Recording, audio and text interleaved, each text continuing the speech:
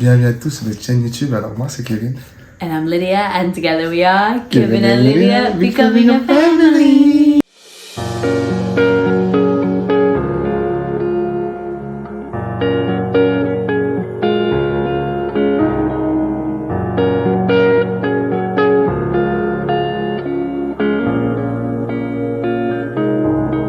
Bienvenue à tous dans cette nouvelle vidéo. Aujourd'hui on va parler avec vous des choses qu'on ne fait plus en 2025. Et donc par conséquent les choses qu'on fait en 2025. En numéro 1, on ne passe plus une journée sans prier. Mais quand je dis prier, c'est prier vraiment, tu vois.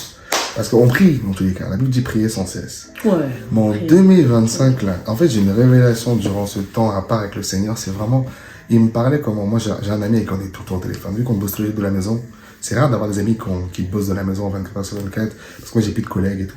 Mon collègue c'est Lydia. Et on est souvent au téléphone et tout. Et Dieu me disait, tu vois comment tu téléphones avec lui? C'est ce temps-là que je passe avec toi, genre, juste à parler.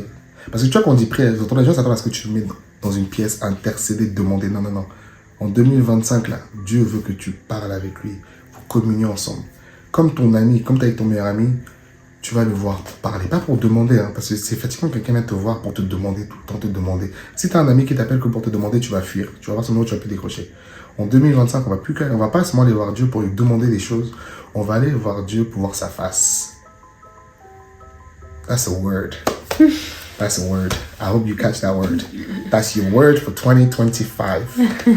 Tu vas voir sa face. Tu vas pas te demander que, oh, donne-moi. Je veux juste passer du temps avec toi. Tu vois, si ma fille vient me voir tout le temps pour me demander, si elle me dit, papa, je vais passer du temps avec toi, je fais, ah, mon bébé, viens, c'est ton père, viens, c'est ton père. Là, ça fait de quelqu'un. Elle te dit. Deuxième chose, en 2025, on ne passe plus une journée sans lire la Bible. Parce que c'est très, enfin je sais pas pour vous les saints, nous les gens pas parfaits, ça nous arrive avec la vie débordée qu'on a de pas parfois lire bien, étudier la Bible tous les jours. Tu vas te lever, tu vas faire un petit plan, ou tu vas les renverser, tu passes à autre chose. Non. En 2025, tu dois lire minimum un chapitre par jour. Et pas genre juste le lire comme tu lis une histoire, c'est ce que Dieu m'a convaincu. Pas genre juste lire quand tu lis une histoire et tu passes, non. Tu lis, tu comprends ce que tu lis. Et au moins un verset qui reste en toi comme un réma et que vraiment tu médites et que tu peux encourager quelqu'un avec. Tu sais ce que je veux dire? Moi, quand je lis la parole, c'est vraiment, il faut qu'elle rentre en moi pour que je la comprenne. Et je dis à Lydia, regarde, tu parles à Lydia ou à un ami ou ainsi de suite. Vraiment, en 2025, là, la parole, c'est ton épée. Jésus, il a gagné les combats grâce à la parole. Quand le diable est venu le voir dans le désert pour l'attaquer, il a dit, il est écrit. Donc si tu ne sais pas ce qui est écrit là, tu vas bagarrer avec quoi?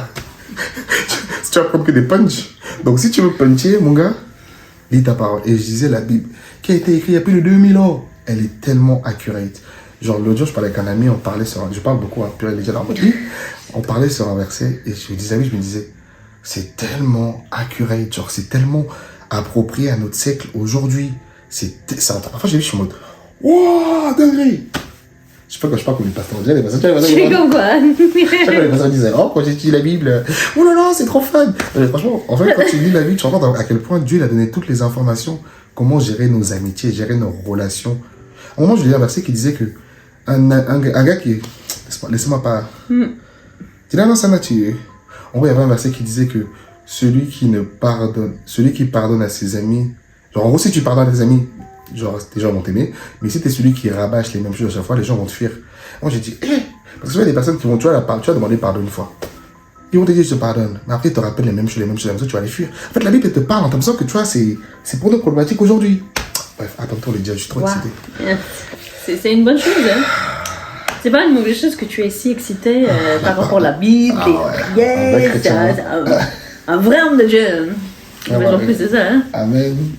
Lydia, ça c'est le résultat de la prière de Lydia. Lydia a prié pour moi parce que en 2024, j'étais loin. Hein. En 2025, on ne doute plus aux promesses de Dieu. Ce qu'il a proclamé sur nos vies, ce qu'il nous a partagé, ce qu'il nous a dit, on va les croire jusqu'au bout. Même si c'est pas dans une semaine, même si c'est pas dans un mois, même si c'est pas dans un an. On va exercer. Exercer. Yeah. Exercer. Non, exercer. On va exercer le muscle de la foi.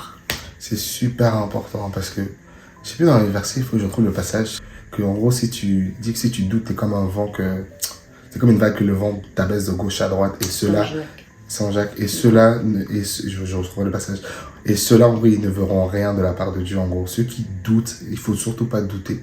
Si Dieu a dit qu'il va faire quelque chose, crois qu'il va le faire. Dieu n'est pas un homme pour mentir.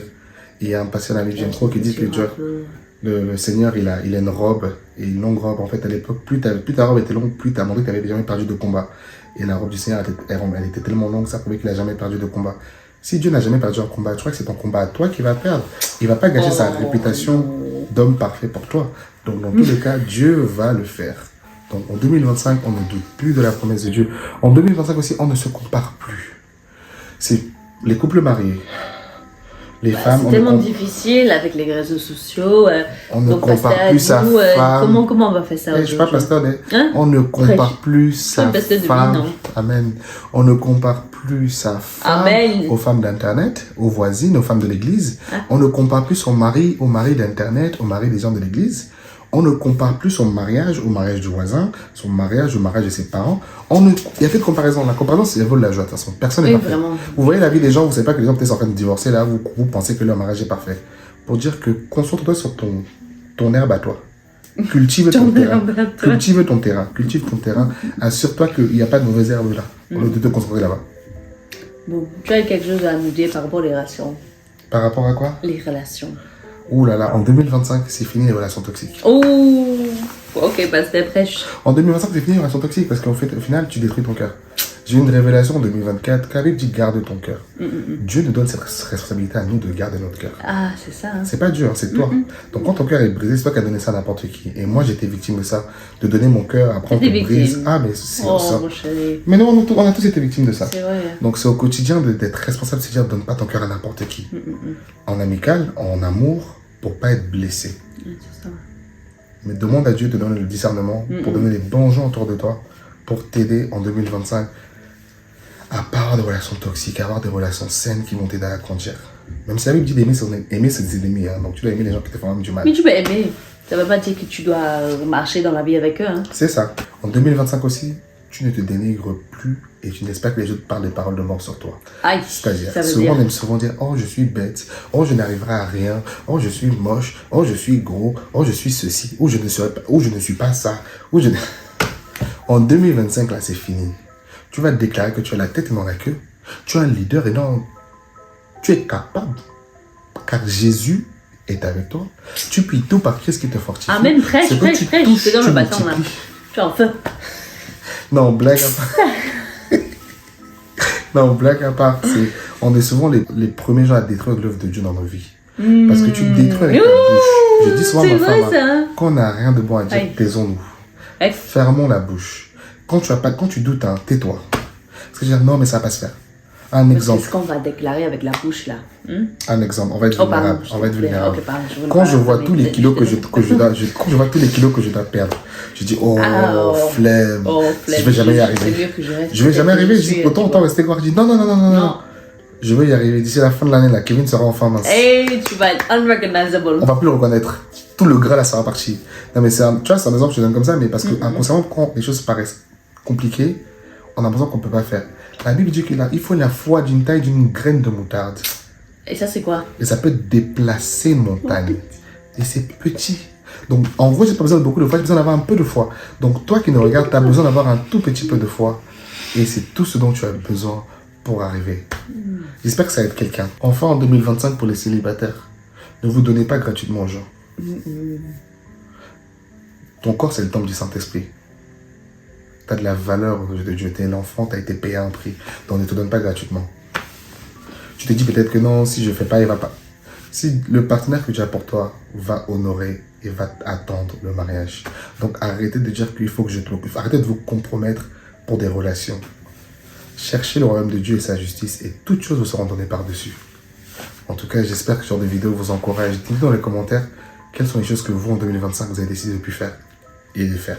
En tout cas, on vous encourage à tous les jours passer du temps avec le Seigneur, à prendre une discipline de jeûne au cours de cette année, de prendre du temps avec lui à part, vraiment faire toujours taire toutes les autres voix qui parlent au quotidien dans nos vies et chercher le Seigneur, le mettre à la première place. Parce que quand tu mets Dieu à sa place, crois-moi, tu vas toujours rencontrer du succès. Soyez bénis.